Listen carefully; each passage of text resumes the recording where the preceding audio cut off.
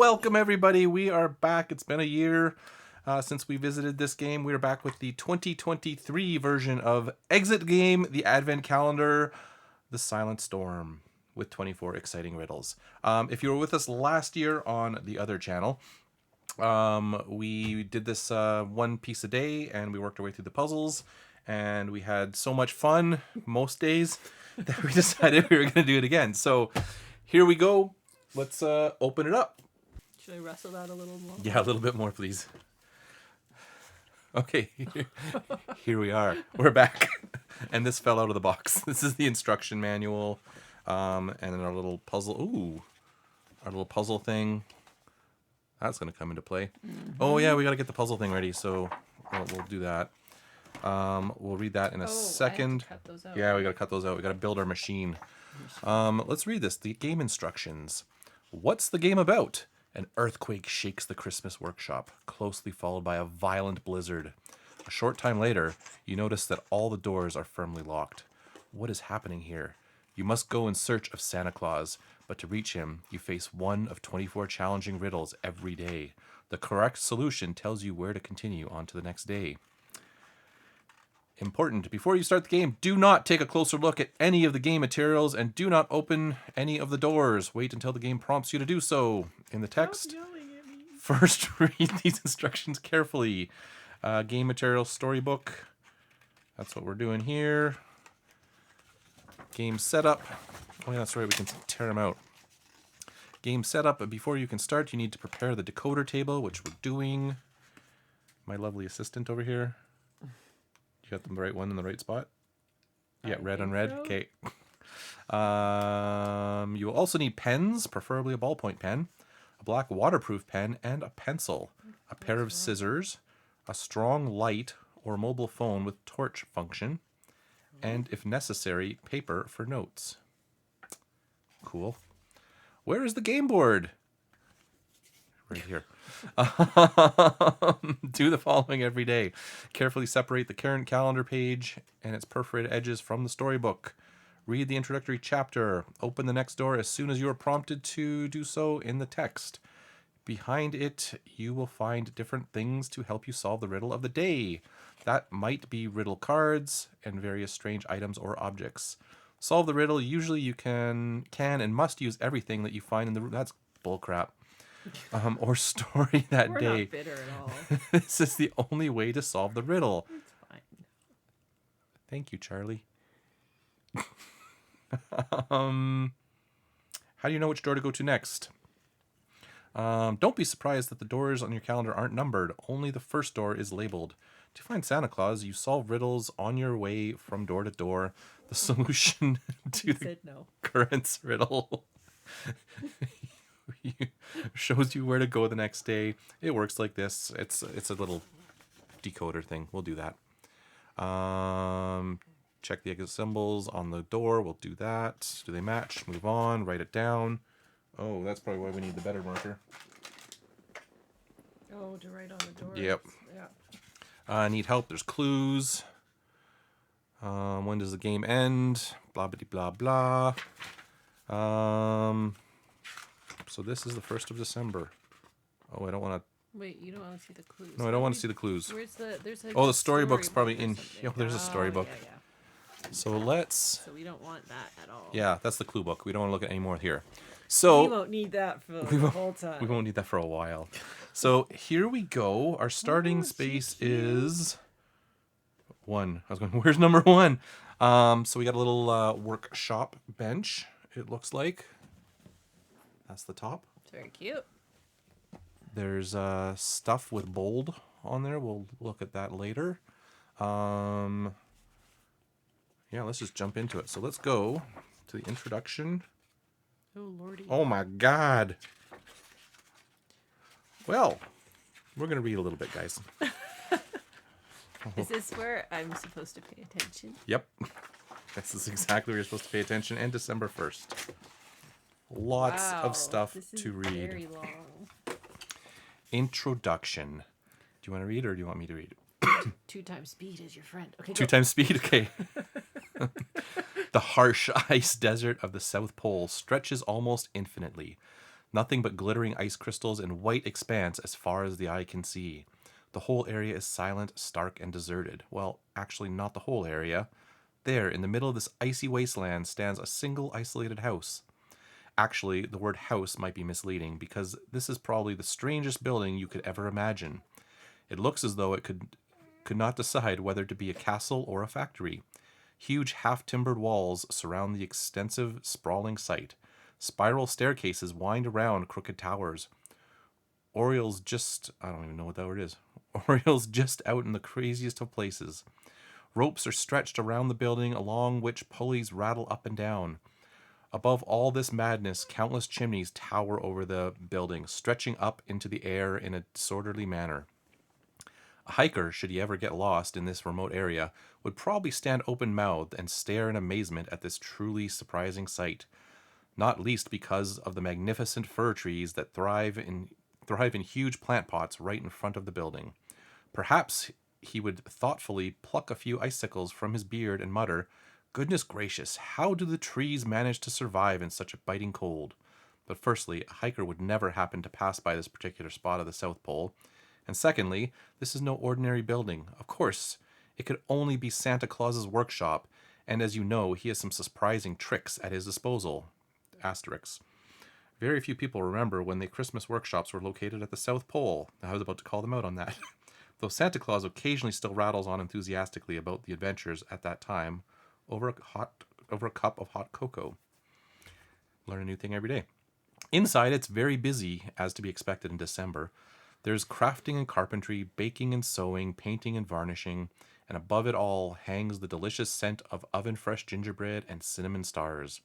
Hundreds of employees in numerous departments are working hard to ensure all the gifts are ready for the Christmas festivities. This is so long. You are one of these employees. Oh, we're working for him. Okay. You've been employed here for many years and love this time of year. Everyone is really focused on their jobs, and the zeal and the anticipation is almost palpable. You are working hard at your workbench, carefully making the most wonderful children's toys. You screw together a wooden rocking horse and lovingly smooth out the last splinters with sandpaper. Putting the toy aside, you head to the side table to get a steaming hot cup of tea when... Rums! A tremendous vibration... Sure. A tremendous vibration hits the building. Wrenches, hammers, and nails fall from the bench, banging and clanging together. The ground trembles and seems to roll under your feet. Desperately, you try to hold on to something, but everything falls, sliding and rolling over the floor. In a panic, you crawl under your workbench, and hide your head in your arms. What on earth is happening? If you want to take over, you're welcome to. Maybe we just don't need to read them out loud. In addition to the earthquake, a violent snowstorm suddenly seems to sweep over the building, shaking the wooden planks. How can this be? This morning, there was absolutely nothing to indicate such a change in the weather, and now suddenly huge amounts of snow are falling from the heavens. With sudden realization, you rush across the swaying floor to the window and secure the wooden shutters. You don't know how long it will withstand the mass of snow, though. Then you duck back to your workbench, protecting yourself from falling objects as best you can. When the earthquake seems to subside somewhat, you venture out into the hallway where chaos reigns. Your colleagues run around in a mad panic. What has happened? Was that an earthquake? What should we do? That's no normal storm. Fear and helplessness are spreading. Almost there. We're almost there. This is the intro. Benno, the older Benno, the older colleague, comes up to you and reminds you that you are the company's safety officer. Gosh, that's correct. You had completely forgotten.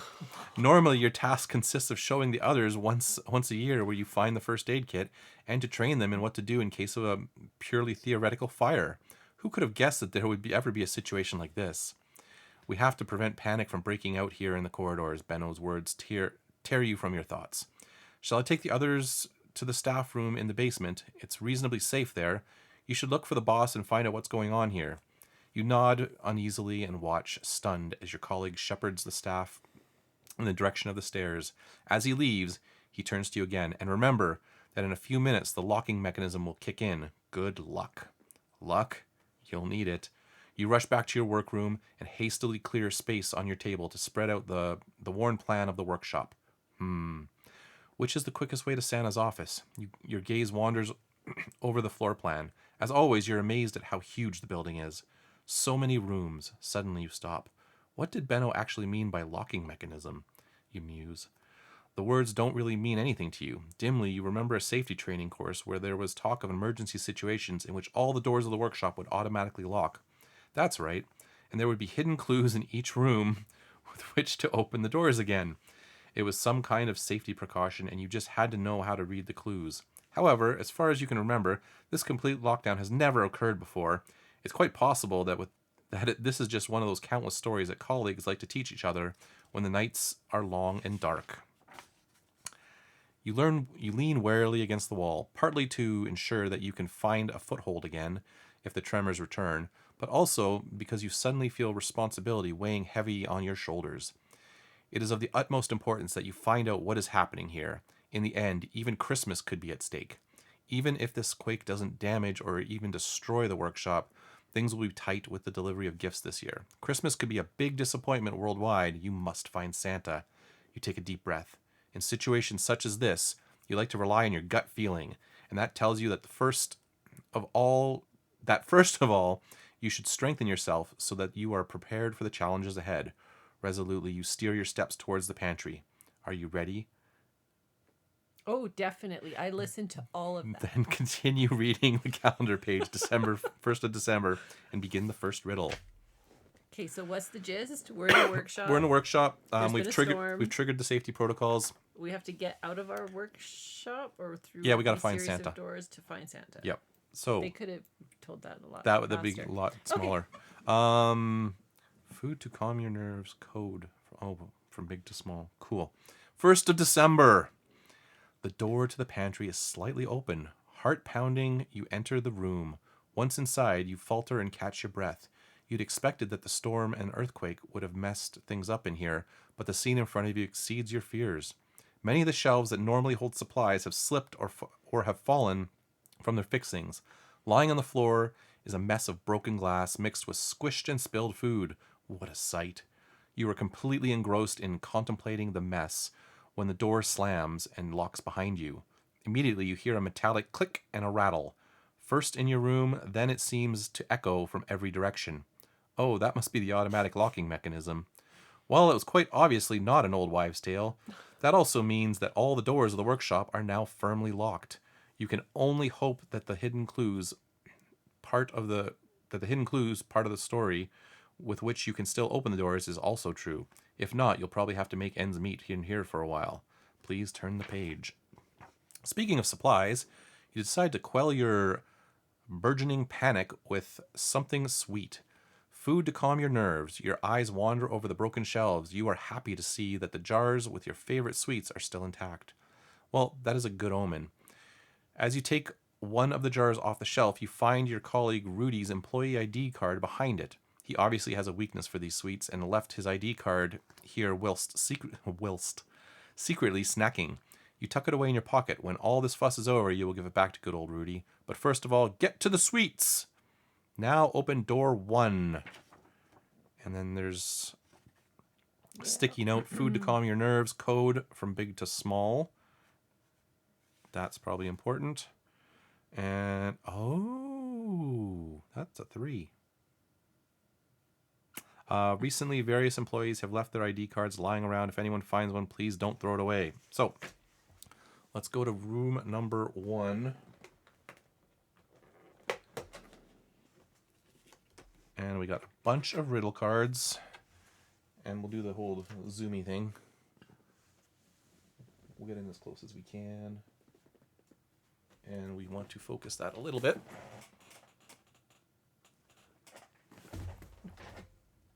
How's that? That looks pretty good. Pretty good? Okay. I think so. So we've got pointing to a tongue. Cool. And inside, I'll get this over here. We'll do the old physical look first. I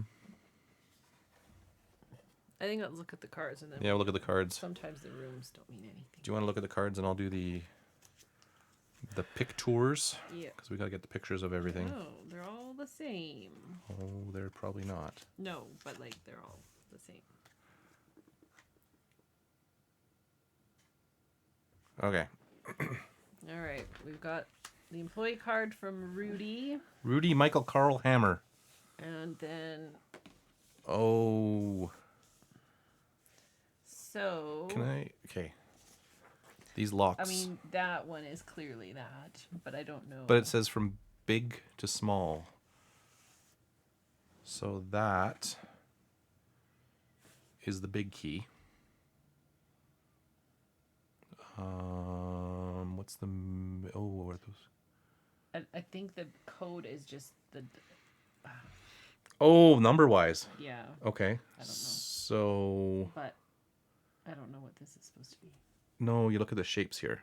So that's this shape. That one. Yep. And that's this shape. So that... So those aren't, like, in play at all, probably. I don't think so. But what the frick are these numbers? Mm-hmm. Or you count... No, there's too many in here. Too many, because our coder thingy only goes up to 9. Yeah, there's more than 9. Oh, wait a minute. Purple. 1, 2, 3, 4, 5, 6 purple.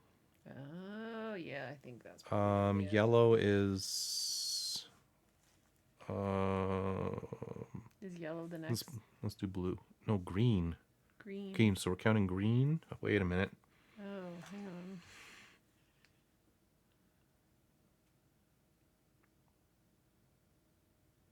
No. Okay. We've got 5, and then there's 5 yellow. So then how do you put them in order from big to No, small? I think we look at the size of the keys. No, it's the green that's the problem. Why is it a problem? Because we don't have green. I mean, we can count green. Yeah, so why is that? Which key's bigger? That's what I was going with. Oh, yeah. Those two look very similar, don't they? Because the yellow one for sure is 1, 2, 3, 4, 5. So that's 5. This is 5. This is 5 purple. If we're going off. 1, 2, 3, 4. Oh wait, Purple. no, not. No, we this don't one's want purple. We want green. There's still 5. 2, 3, 4, 5. 3, 5, 5? That feels wrong. 1, 2, 3, 4, 5. 1, 2, 3, 4, 5. Yeah, I guess it doesn't matter then. So then 6, 5, 5. Where'd you get 6? I thought it was how many purples? 1, Oh, 2, 3, 1. 4, 5, 6, right?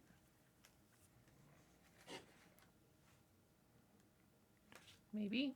Okay. So we'll do the things. So we go boop, boop, boop.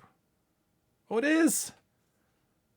Oh, I Look was at like, that. I don't remember how to use the thingy. Okay, so hope all the stuff is visible here. This might be a zoom out moment. Yeah. Something like this. So these are all our clues for the solution. So yeah, the room we didn't need to look in at. So the room is pointless. Yeah. It's not always though. This is pointless for now. Save it for later. But we'll probably need this for later, so Yeah. we'll put that aside. But what we were looking at is, hopefully this is all visible. Looks good. Okay, so what we were looking at, can I have something to point with? Yes, that's the important, the Ministry of Dice pointing spoon. So we're looking at the shapes of the keys here. So this one here with we'll go with the green one here first. It's got like a little squiggle and like a line and a kind of a dome and a line, which matches this one. It's got green string on it, so we counted the green. So 1, 2, 3, 4, 5. So that's that one. Then we go to this one here, and it's got like a 3 shape on it, so it goes there. It's got the purple. So again, you count the purple, 1, 2, 3, 4, 5, 6. And then same thing over here. Yellow was this shape of a key. And we want to count the yellow. So 1, 2, 3, 4, 5.